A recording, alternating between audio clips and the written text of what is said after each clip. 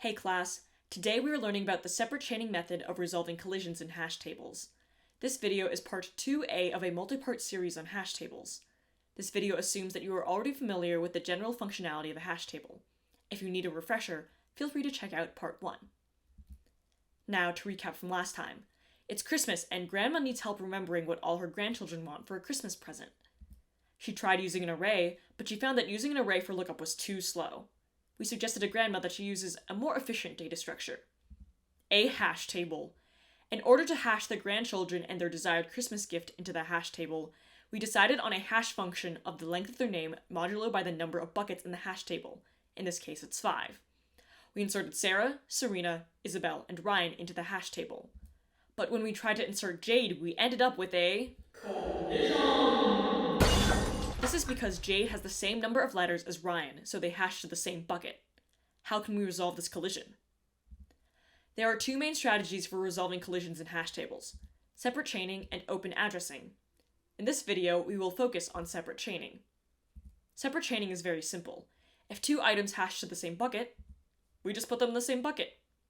We can do this because in separate chaining, each bucket stores an array of items. It also works with a linked list, but for the purposes of this video, I will stick with arrays. Now I will demonstrate lookup with separate chaining. Let's say Grandma wants to know, what does Jade want for Christmas? We hash Jade and end up with a hash value of 4. Then we check the bucket with index 4 for the key Jade. The first item does not have the key Jade, so then we move on to the next item. This does have the key Jade, so we look at the corresponding value and we see that Jade wants mittens. Now it's your turn. Can you insert the following key value pairs into the hash table, handling collisions with separate chaining? Feel free to pause the video to try this out for yourself. Here are the answers. We can see that Richard does not have collisions, so Richard Frisbee is inserted normally. Lydia and Alexander do have collisions, so they are inserted at the end of the arrays in their respective buckets. Separate chaining is great so far, but I'm thinking there might be a problem. Try to see if you can figure out what it is.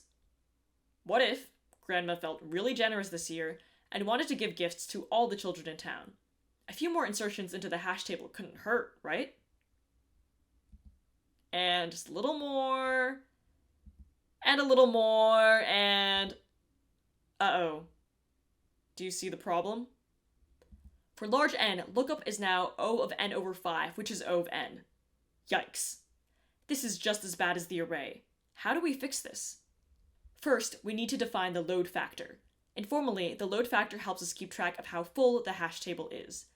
It is defined as the number of items divided by the number of buckets. When the load factor is greater than some constant, like 1.5, we resize the hash table, typically doubling it in size. Let's go through what resizing looks like step by step. First, we allocate the new array for the larger hash table. Then, we rehash and insert all the items into the new, larger hash table. Remember that our hash function is the length of the name modulo by the number of buckets, except this time we have 10 buckets instead of 5 buckets. First, we start with Sarah. Sarah hashes to 5, so we insert Sarah Puppy into the bucket with index 5. Next is Lydia.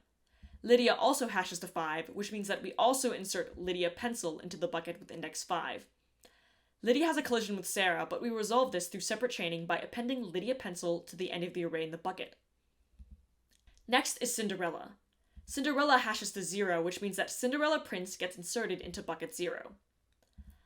I think you can get the idea by now, so I will let the animation play for the rest of the items.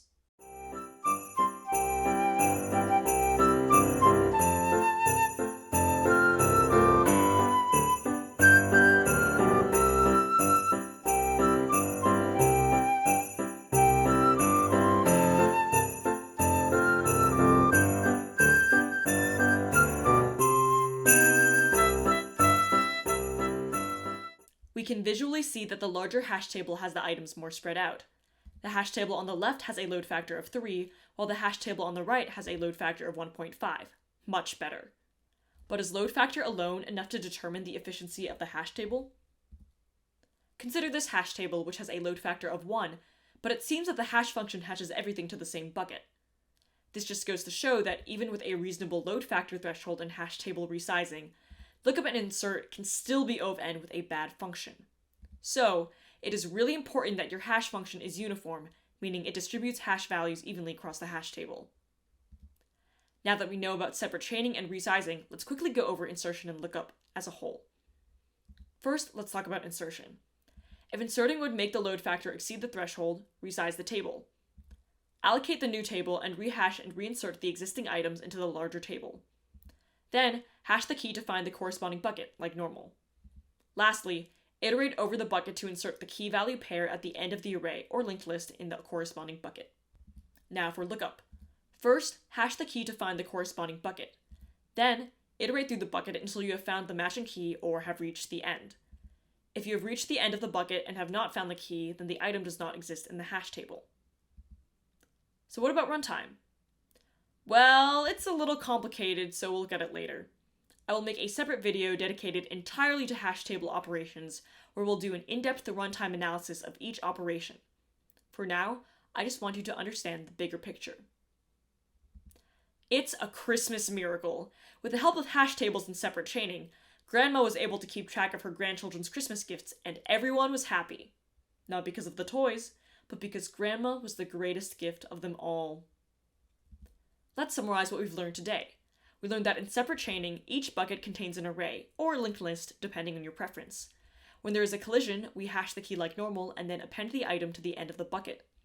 The load factor is the number of items divided by the number of buckets and tells us how full a hash table is. If an insertion causes the load factor to exceed a certain constant, then we need to resize the hash table.